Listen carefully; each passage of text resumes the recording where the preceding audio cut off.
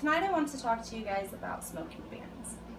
I think we can all agree that adults are able to make their own decisions. However, when it comes to our children, they are not able to make their own decisions, and they have to deal with whatever decisions their parents or caregivers make for them. State after state has made decisions for business owners and adults and put into place many smoking bans. However, no one has addressed the issue of secondhand smoke and how it affects children, or put in any smoking bans that would benefit children. If smoking causes such a danger to people that our government needs to step in and put smoking bans on adults who are able to make their own decisions, then surely smoking bans should also protect our children.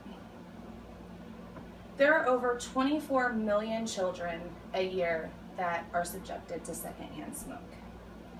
Today I will share with you how smoking is harmful, and especially for our children, reasons that people do not support smoking bans, and how those reasons would affect putting in a smoking ban to protect our children. First, I want to discuss the harmful ways that smoke affects our children.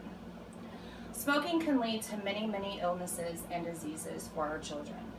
According for the Center for Disease Control and Prevention, as well as Healthy Children, the things I'm getting ready to speak to you about are facts that they've proven. Children who are exposed to secondhand smoke get sick more often than children who are not. There are over 1 million doctor visits per year by children because of secondhand smoke. The illnesses often include bronchitis, pneumonia, colds, and ear infections. Another major illness that affects children is SIDS. And SIDS is, more children are affected by SIDS if they're exposed to secondhand smoke. There are approximately 430 infant deaths by SIDS that they can link to secondhand smoke each year in the United States. Secondhand smoke can also cause asthma for children, and it can also make asthma worse if a child has it and then is also subjected to secondhand smoke. In addition to these, there are also other harmful things that secondhand smoke does to children. Those include children are more likely to miss more school if they're subjected to secondhand smoke. There's also illnesses that can affect them in the future, such as lung cancer and heart disease. Also, children's lungs do not develop or grow to full capacity like other children who are not subjected to secondhand smoke. Tooth decay is also another harmful thing that they have been able to link to secondhand smoke. And they often suffer from stuffy noses, headaches, and sore throats. With all of these issues and all of these harms that we can link to secondhand smoke, it seems an obvious choice to have a smoking ban that protects our children. That makes it, to where parents and caregivers cannot smoke in a home when a child is present. Currently, we have smoking bans in effect in businesses and other public places. Some of the arguments, according to Heartland Ideas, for people that do not support smoking bans is that it violates private property of individuals. For business owners, they often either rent or own their establishment, and how they choose to run their business affects their livelihood. So when the government comes in and tells somebody what they can and cannot do within their own private establishment, many feel that that is violating their rights.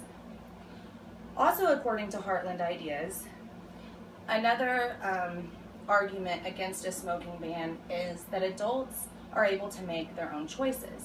No one is forced to be subjected to secondhand smoke. An adult can make their own decision. If an establishment chooses to allow smoking, you don't have to go there. And if enough people don't go to that establishment, they may think about changing their rules and policies to benefit their business. So with both of these arguments against smoking bans, I want to look at how that would affect attempting to put a smoking ban into effect to protect our children. So the first one would be imposing on individuals' privacy rights. But if we already look at parents and caregivers in their homes, their privacy is already in jeopardy to do with the safety of a child. So you cannot, anything that would be considered abusive or neglective, they lose that privacy. And if we look at the way that smoking, secondhand smoke, is harmful for children, then we could see where maybe that infringement on their privacy would meet the standard needed to benefit the children. The second argument of adults being able to make their own decisions just doesn't work with the children. Children are not able to make their own decisions. Children have one home, and they don't have a choice to just go live somewhere else if they don't want to be subjected to smoke. Also, children are not as outspoken as adults. They don't feel as comfortable speaking to their parent or caregiver and expressing that they really don't like the smoking that happens in their home.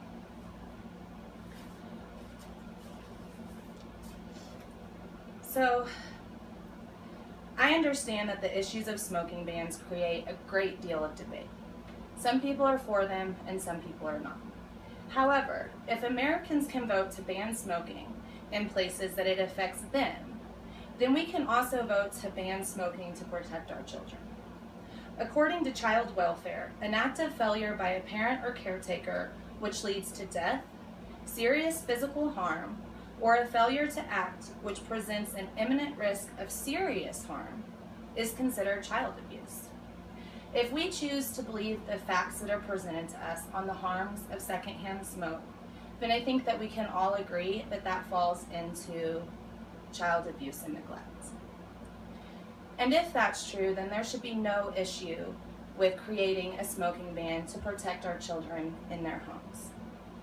It is my hope that I have been able to persuade you guys to understand the risks of secondhand smoke, how that affects our children, and how if we as a nation is going to protect ourselves from secondhand smoke, we need to do the same for our children.